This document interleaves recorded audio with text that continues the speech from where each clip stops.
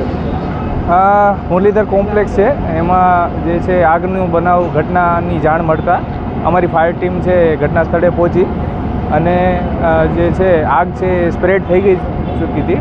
તો પછી એને અમારા 2 ફાયર ફાઇટરોથી તરત કંટ્રોલમાં લીધી હતી. આજુબાજુની ઇન્ડસ્ટ્રીઝના ફાયરને પણ તાત્કાલિક જાણ કરી તો એ પણ સમયસર આવી અને ફાયરને એક્સટિંગ્યુશ કરેલ છે. ટોટલ કોમ્પ્લેક્સમાં 40 જેટલી દુકાનો છે એ ફાયરથી પ્રભાવિત થયેલી હતી અને એને અમારી ટીમે જે છે એક્સટિંગ્યુશ કરેલી છે. અત્યારે ફાયર છે સંપૂર્ણપણે એક્સટિંગ્યુશ થઈ ચૂકી છે. ખાસ તો ફાયરની કેટલી આની અંદર ટીમ હતી, કેટલી વાર લાગી છે?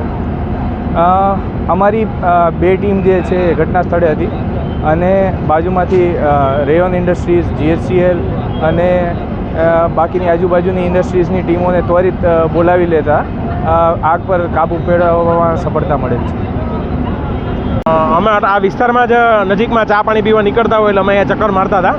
ત્યારે શરૂઆતમાં પ્રાથમિક તબક્કે જોયું તો નીચેની એક દુકાનમાં સામાન્ય એવી આગ દેખાતી હતી, જે ઓલાવવા માટે અહીંના સ્થાનિક લોકો, દુકાનવાળા પણ પ્રયત્ન કરતા હતા.